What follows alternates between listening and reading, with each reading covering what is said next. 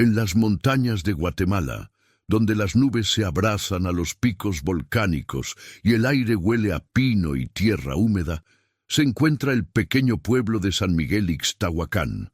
Es un lugar donde el tiempo parece haberse detenido, donde las casas de adobe se alinean en calles empedradas y donde todos se conocen desde hace generaciones. Pero en marzo de 2018, este tranquilo rincón del mundo se convirtió en el epicentro de una pesadilla que marcaría para siempre a sus habitantes. María Elena Morales estaba preparando tortillas cuando su hijo de 8 años, Diego, salió a jugar al patio trasero. Era una tarde típica de primavera, con el sol filtrándose entre las hojas del viejo aguacate que su abuelo había plantado décadas atrás. «No te alejes mucho, mi amor», le gritó mientras amasaba la masa de maíz. Esas fueron las últimas palabras que intercambió con su hijo. Si estás viendo este video desde cualquier parte del mundo, por favor, déjanos saber en los comentarios de dónde nos sigues. Y si aún no lo has hecho, suscríbete a nuestro canal para no perderte estas historias que necesitan ser contadas. Ahora, continuemos con lo que pasó esa tarde que cambió todo. Cuando María Elena salió una hora después para llamar a Diego para la cena, el patio estaba vacío. Sus juguetes permanecían dispersos sobre la tierra, un trompo de madera, algunas canicas y su pelota favorita, pero no había rastro del niño. Al principio no se alarmó. Diego era aventurero y a menudo se perdía jugando con otros niños del vecindario. Pero cuando el sol comenzó a ocultarse detrás de las montañas y su hijo seguía sin aparecer, un frío helado se instaló en su estómago. ¡Diego! ¡Diego!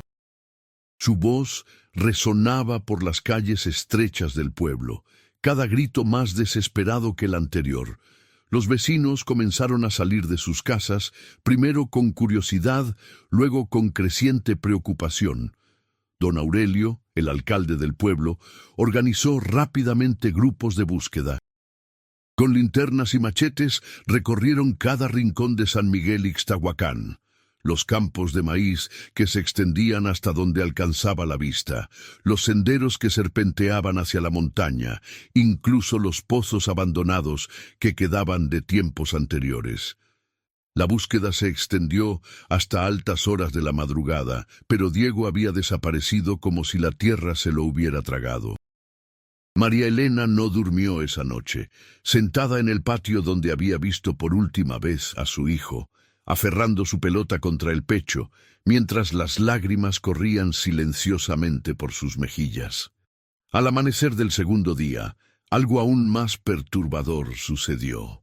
Sofía, la hija de 7 años de los Hernández, también desapareció. Había estado jugando en el pequeño parque del pueblo, rodeada de otros niños, cuando simplemente se desvaneció. Los testigos dijeron cosas contradictorias. Algunos afirmaban haberla visto caminar hacia la iglesia, otros juraban que se había dirigido hacia el bosque. Lo único cierto era que, como Diego, había desaparecido sin dejar rastro. El pánico se apoderó de San Miguel Ixtahuacán. Las madres comenzaron a mantener a sus hijos bajo llave. Los hombres patrullaban las calles armados con machetes y palos, y se instaló un toque de queda no oficial al atardecer. El alcalde contactó a las autoridades departamentales, pero la respuesta fue desalentadoramente familiar. Recursos limitados, demasiados casos similares en toda la región, promesas vagas de enviar investigadores cuando fuera posible. Fue entonces cuando llegó el padre Sebastián Morales, un sacerdote joven que había sido asignado recientemente a la parroquia local. Alto y delgado, con ojos oscuros que parecían ver más de lo que revelaba, el padre Sebastián tenía algo diferente a los curas anteriores. Hablaba con una intensidad que hacía que la gente se sintiera incómoda, y sus sermones se habían vuelto cada vez más apocalípticos desde su llegada apenas 3 meses antes. Dios está probando nuestra fe. declaró durante la misa del domingo siguiente a las desapariciones. Su voz resonaba por toda la pequeña iglesia colonial, rebotando en las paredes de piedra y los santos de madera tallada que habían observado al pueblo durante siglos. Los niños son los más puros entre nosotros, los más cercanos al reino de los cielos. Su sufrimiento purifica nuestras almas pecaminosas. Las palabras del padre Sebastián enviaron escalofríos por la columna vertebral de muchos feligreses, pero su carisma era innegable. Gradualmente comenzó a formar un círculo íntimo de seguidores. María Luz, una viuda solitaria que había perdido a su esposo el año anterior. Carlos y Esperanza Schull, una pareja que había luchado con la infertilidad durante años. Y sorprendentemente, incluso algunos padres de los niños desaparecidos, desesperados por cualquier respuesta, cualquier esperanza. Mientras tanto, más niños comenzaron a desaparecer. Primero fue Mateo, de 6 años, que se esfumó mientras ayudaba a su padre en los campos de café. Luego, Ana Lucía, de 9 años, que desapareció del mercado local en pleno día. Con cada desaparición, el terror crecía, pero también lo hacía la influencia del padre Sebastián.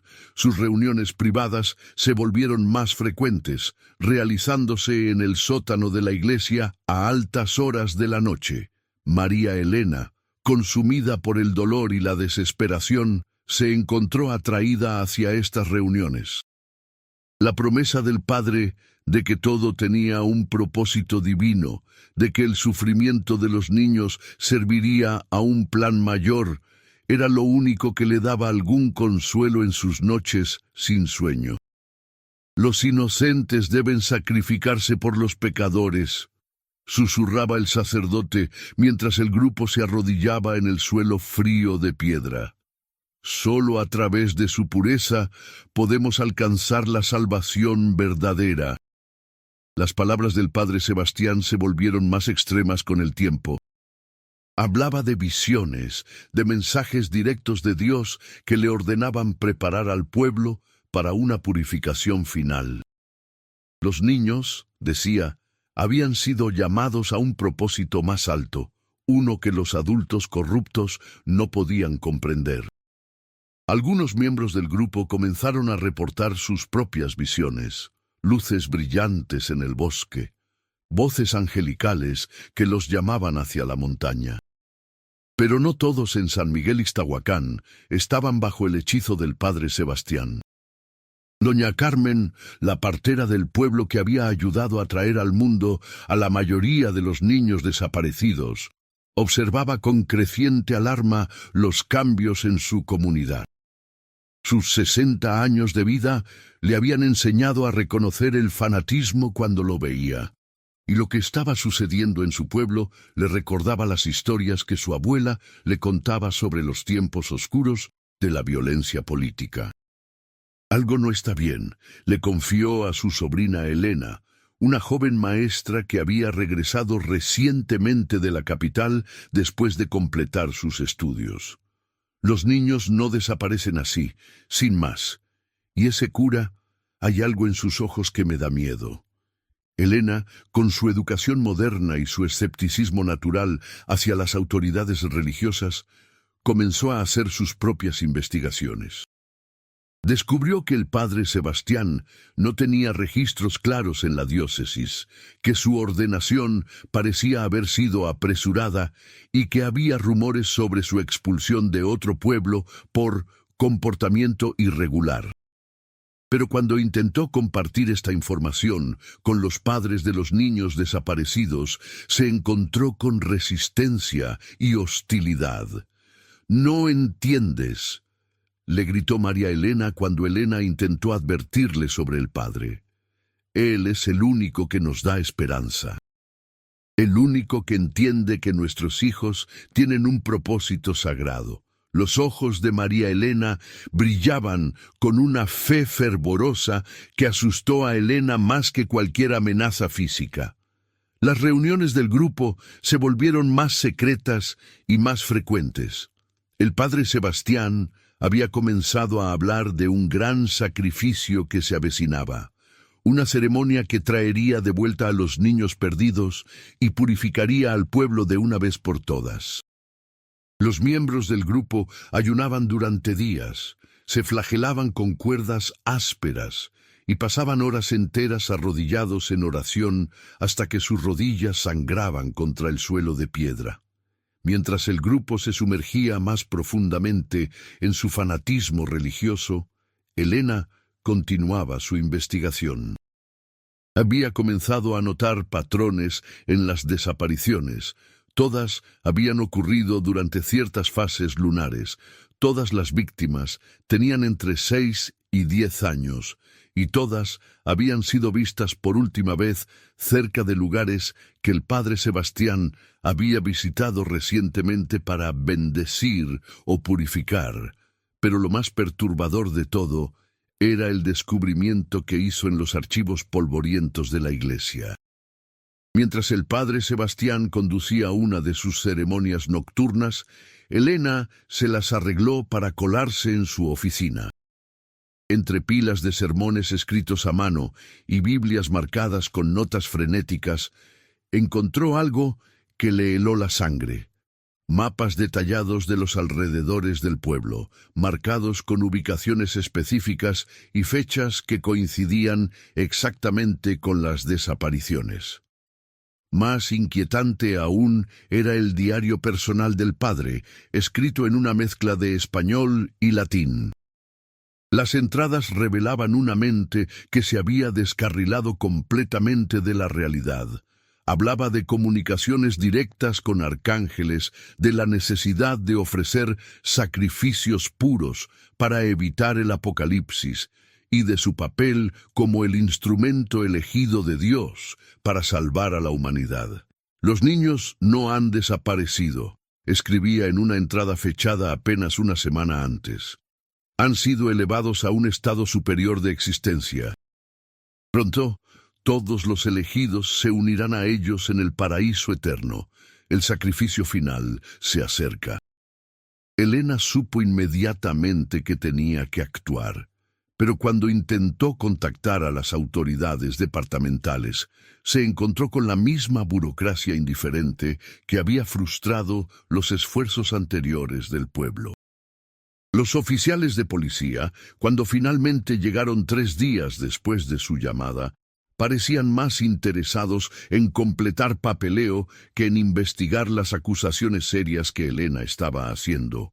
«Señorita», le dijo el sargento González, con una sonrisa condescendiente, «entendemos que está preocupada, pero no podemos arrestar a un sacerdote basándonos en un diario que podría haber sido plantado. Además, ¿dónde están los cuerpos? ¿Dónde está la evidencia física de estos supuestos crímenes?»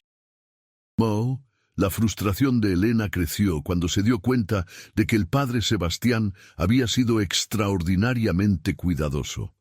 No había evidencia directa que lo conectara con las desapariciones, solo patrones sospechosos y los delirios de su diario privado. Pero sabía que tenía que encontrar una manera de detenerlo antes de que sucediera algo irreversible. La oportunidad llegó cuando interceptó una conversación entre el padre Sebastián y su círculo íntimo.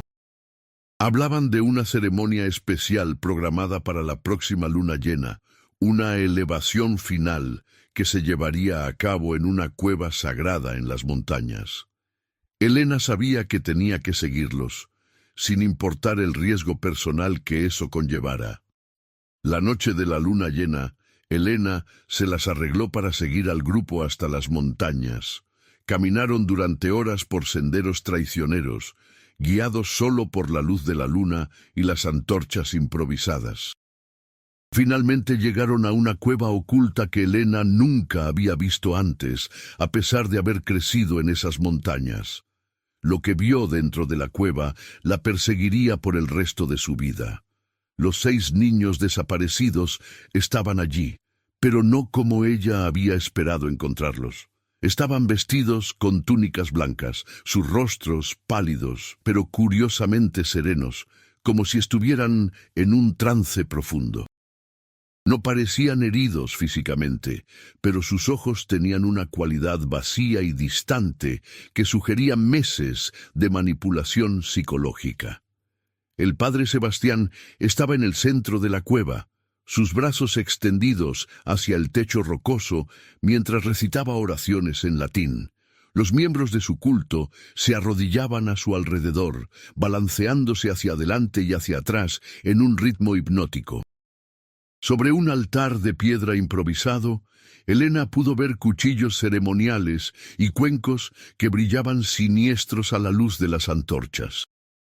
«Esta noche», declaró el padre Sebastián con una voz que resonaba por toda la cueva, «estos niños puros serán liberados de las corrupciones de este mundo.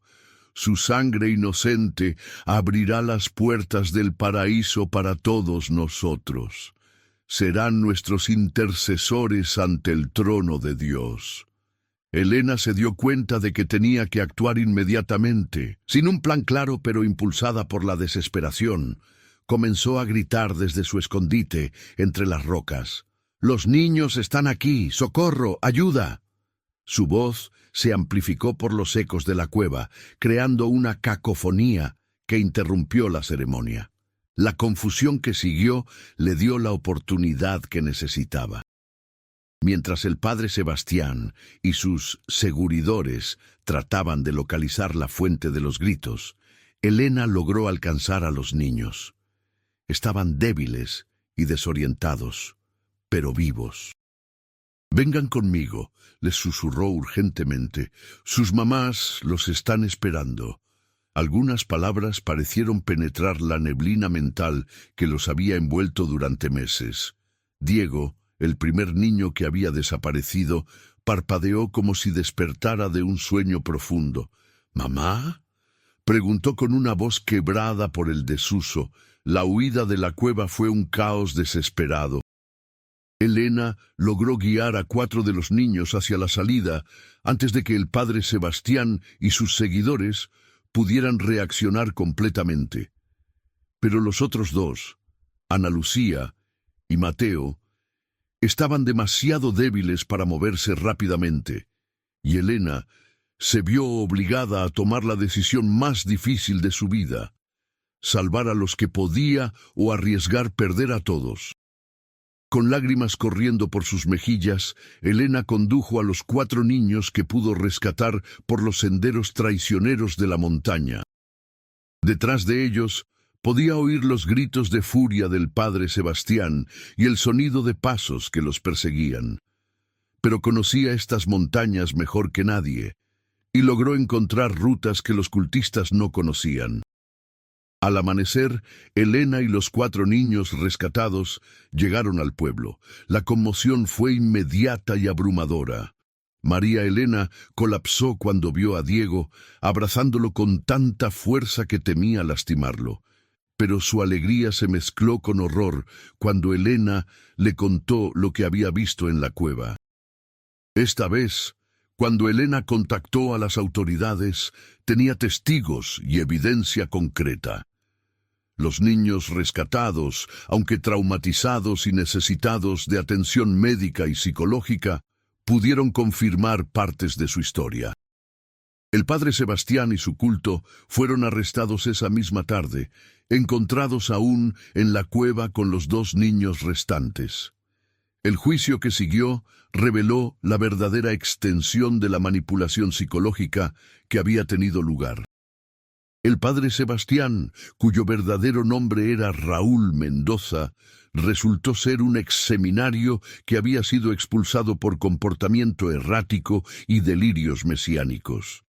Había creado una identidad falsa y había estado moviéndose de pueblo en pueblo durante años, siempre dejando una estela de familias destruidas a su paso. Los niños, según los psicólogos que los evaluaron, habían sido sometidos a un lavado de cerebro sistemático. Les habían dicho que sus familias los habían abandonado, que solo el padre Sebastián los amaba verdaderamente, y que su destino era servir a Dios a través del sacrificio. Habían sido mantenidos en condiciones deplorables, alimentados apenas lo suficiente para mantenerse vivos y constantemente adoctrinados con las fantasías delirantes de Mendoza. La recuperación fue lenta y dolorosa. Algunos de los niños se adaptaron relativamente bien a la vida normal, especialmente los más pequeños, cuyos recuerdos del trauma eventualmente se desvanecieron. Pero otros lucharon durante años con pesadillas, ansiedad y una desconfianza profunda hacia las figuras de autoridad. María Elena nunca se perdonó completamente por haber sido atraída hacia el culto, por haber creído las mentiras de Mendoza sobre el propósito sagrado del sufrimiento de su hijo. Durante meses después del rescate, se despertaba en medio de la noche, verificando compulsivamente que Diego estuviera seguro en su cama. Elena se convirtió en una heroína reluctante en San Miguel Iztahuacán, pero ella llevaba sus propias cicatrices. La imagen de los dos niños que no pudo salvar la atormentaba, y aunque Ana Lucía y Mateo eventualmente se recuperaron físicamente, Elena siempre se preguntó si podría haber hecho algo diferente, algo que hubiera salvado a todos los niños sin excepción. El pueblo mismo tardó años en sanar completamente. La confianza que había sido quebrada por la traición de Mendoza se reconstruyó lentamente, ladrillo por ladrillo, a través de actos pequeños de bondad y apoyo mutuo. Se estableció un nuevo protocolo para verificar las credenciales de cualquier figura religiosa que llegara al pueblo, y se creó un sistema de vigilancia comunitaria para proteger a los niños. Raúl Mendoza fue condenado a 30 años de prisión por secuestro, abuso infantil y formación de un culto peligroso. Murió en prisión 5 años después, aparentemente de causas naturales, aunque algunos rumores sugerían que otros prisioneros habían decidido hacer justicia por su cuenta. Los miembros de su culto recibieron sentencias menores después de que los psicólogos determinaran que también habían sido víctimas de manipulación, aunque su participación había sido voluntaria en las etapas finales. Hoy, más de 7 años después de los eventos que sacudieron a San Miguel Ixtahuacán, el pueblo ha encontrado una nueva normalidad. Los niños que fueron rescatados han crecido hasta convertirse en adolescentes resilientes, cada uno llevando sus cicatrices de manera diferente, pero todos unidos por una experiencia compartida que nadie más puede comprender completamente. Diego se convirtió en un joven artista talentoso, canalizando sus experiencias traumáticas en pinturas y esculturas que hablan de sufrimiento, pero también de esperanza. Sofía se dedicó a los estudios, determinada a convertirse en psicóloga para ayudar a otros niños que han pasado por traumas similares. Ana Lucía y Mateo, los dos que pasaron más tiempo bajo la influencia de Mendoza, han tenido caminos más difíciles, pero con el apoyo de sus familias y terapia continua, han logrado reconstruir sus vidas paso a paso. Elena continuó viviendo en San Miguel Iztahuacán, ahora como directora de la escuela local. Se casó con un profesor joven de la capital y tuvieron 2 hijos propios, a quienes protege con una vigilancia que algunos consideran excesiva, pero que ella considera necesaria. Nunca habla públicamente sobre los eventos de 2018, a menos que sea absolutamente necesario, pero todos en el pueblo saben que les debe sus vidas y las de sus hijos. La cueva donde tuvo lugar la ceremonia final fue sellada permanentemente por las autoridades, pero se ha convertido en un lugar de peregrinación no oficial para las familias afectadas. Cada año, en el aniversario del rescate, se reúnen allí para una ceremonia simple pero emotiva, recordando no solo el trauma que sufrieron, sino también la fuerza que encontraron para superarlo. María Elena sigue viviendo en la misma casa donde Diego desapareció por primera vez, pero ha transformado el patio trasero en un jardín hermoso lleno de flores y plantas medicinales.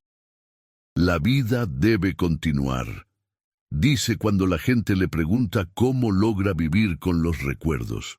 Los niños necesitan ver que es posible sanar, que es posible encontrar belleza después de la oscuridad. La historia de San Miguel Ixtahuacán sirve como un recordatorio sombrío de cómo la desesperación puede hacer que personas buenas y normales sean vulnerables a la manipulación. Pero también es una historia de resistencia, de una comunidad que se negó a ser destruida por el mal que había infectado su corazón.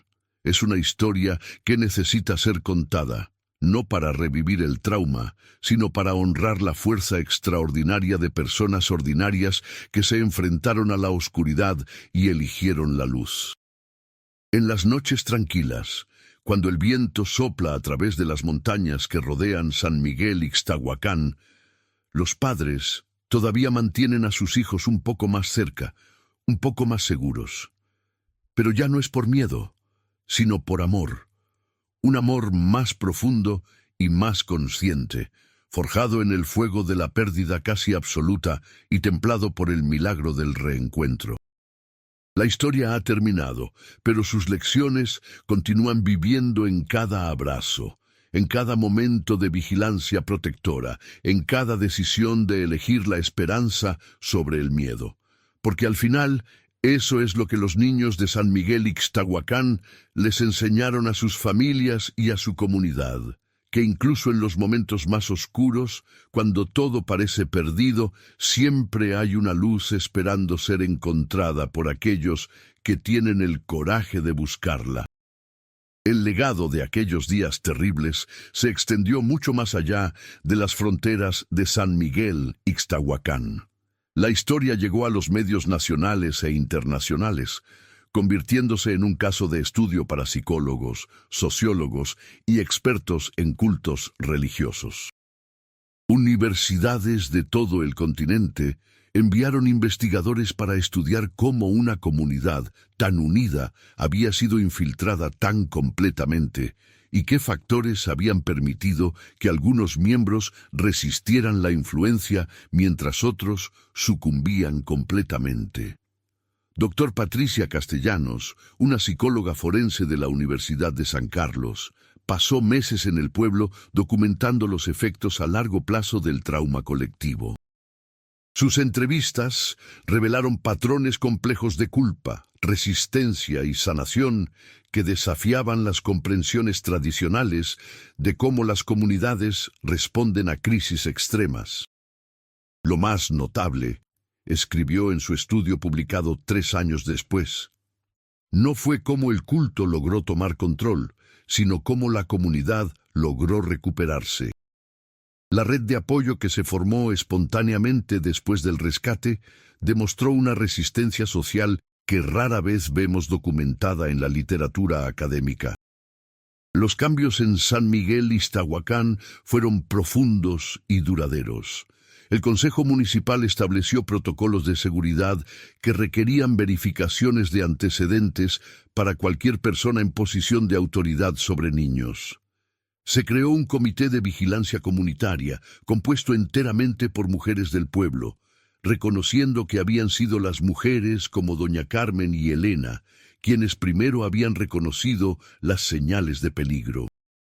La Iglesia Católica oficial, profundamente avergonzada por cómo un impostor había utilizado su autoridad para cometer tales atrocidades, envió un equipo especial de sacerdotes y trabajadores sociales para ayudar en la recuperación espiritual de la comunidad.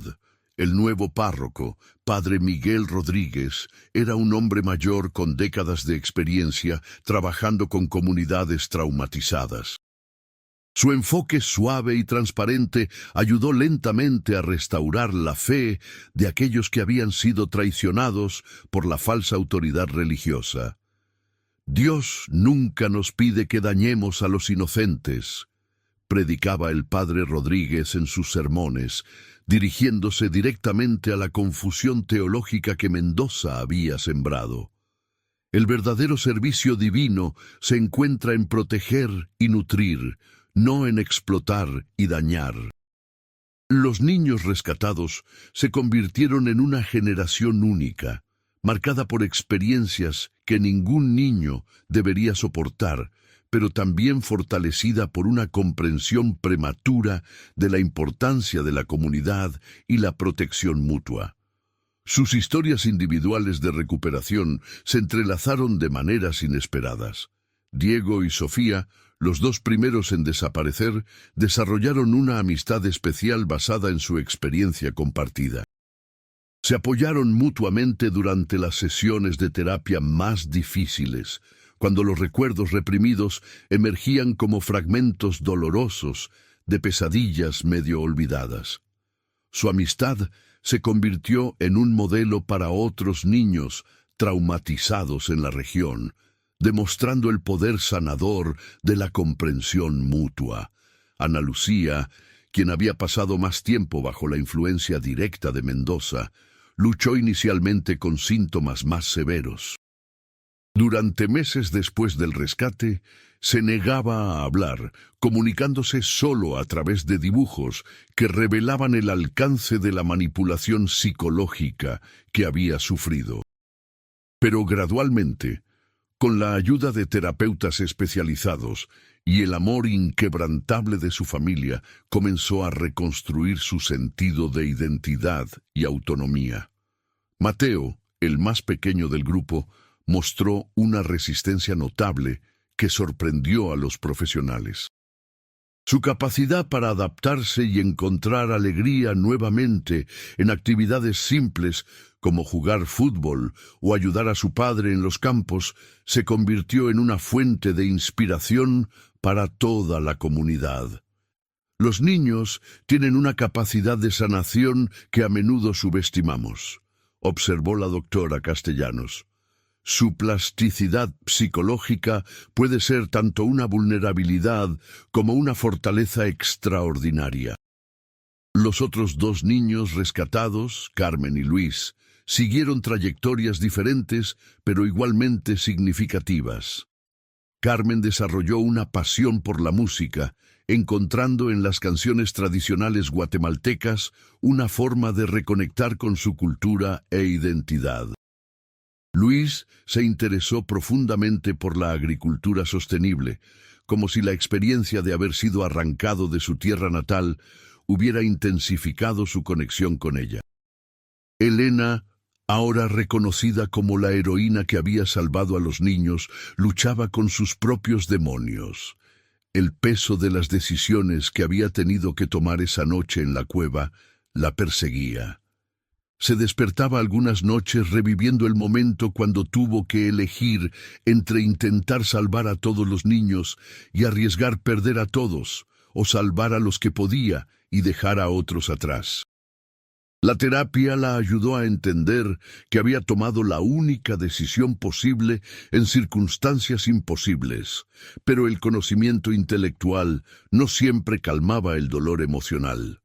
Su transformación de maestra joven a líder comunitaria no fue algo que buscó conscientemente. Más bien, se encontró siendo consultada por otros pueblos que enfrentaban situaciones similares.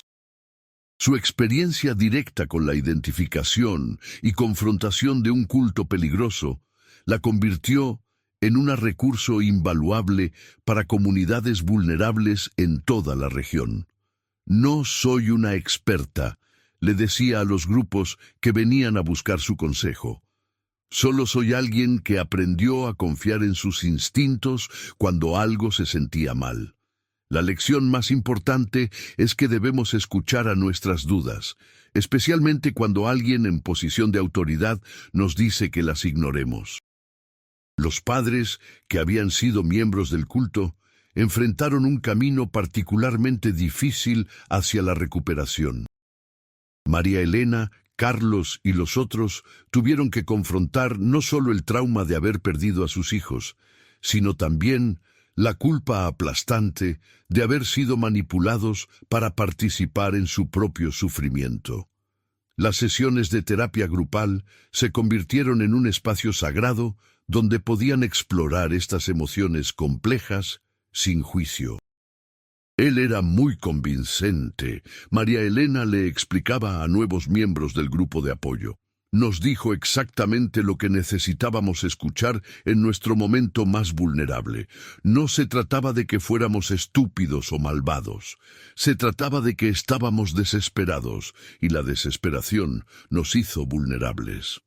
La comunidad desarrolló nuevas tradiciones para honrar tanto el trauma como la recuperación.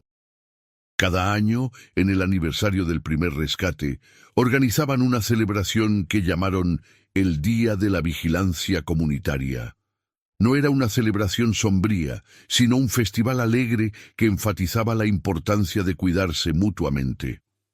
Los niños de todas las edades participaban en actividades que les enseñaban sobre seguridad personal y confianza en los adultos, pero de una manera que fortalecía en lugar de atemorizar.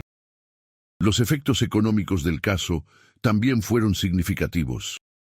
Inicialmente, el pueblo experimentó una disminución en el turismo rural y las ventas de productos agrícolas, ya que la publicidad negativa asociada con el culto creó estigma.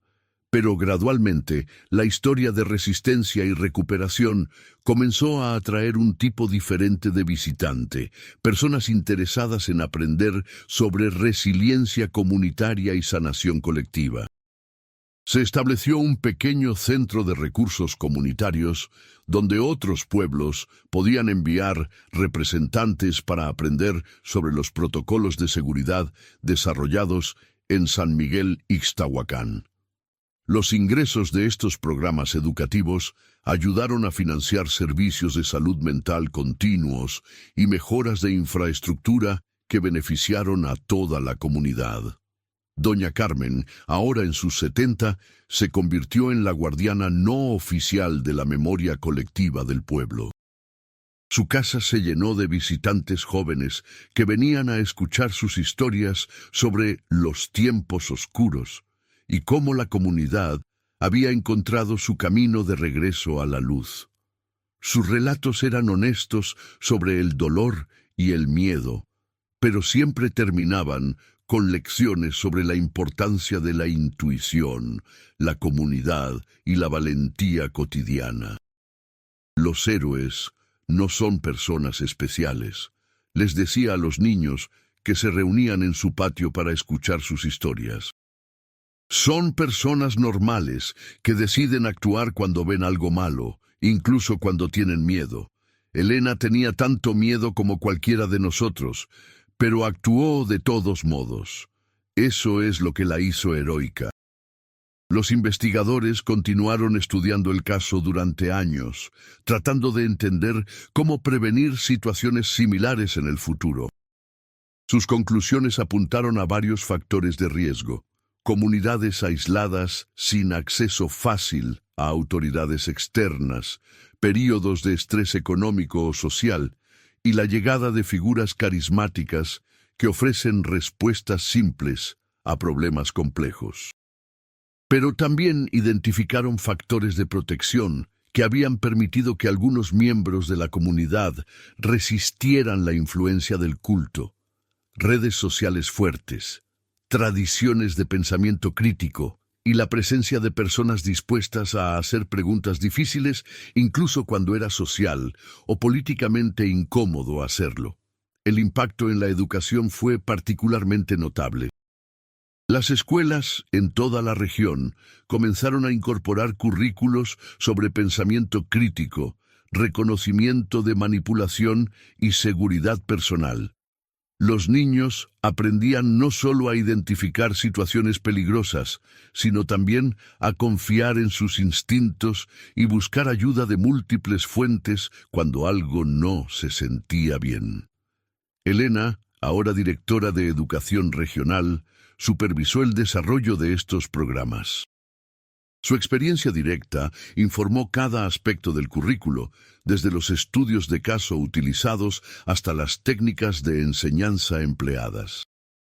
No queremos asustar a los niños, explicaba en las conferencias educativas, pero sí queremos equiparlos con las herramientas que necesitan para protegerse a sí mismos y a otros. La historia también tuvo un impacto profundo en las políticas religiosas.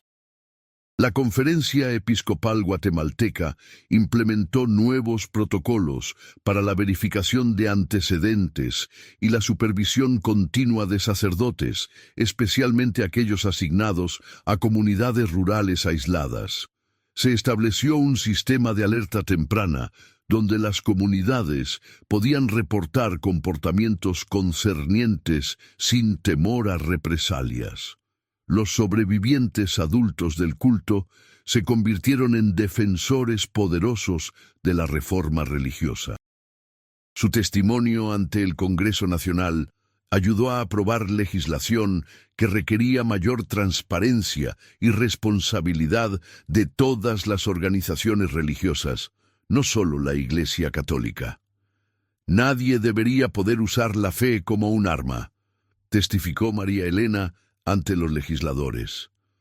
La religión verdadera consuela y fortalece, no manipula y destruye. Mientras los años pasaban, la historia de San Miguel Ixtahuacán se convirtió en más que un caso de estudio o una advertencia. Se convirtió en un testimonio del poder de la comunidad humana para sanar y crecer incluso después del trauma más profundo. Los niños que habían sido víctimas se convirtieron en adultos jóvenes que llevaban sus cicatrices con dignidad, usando sus experiencias para proteger y guiar a otros.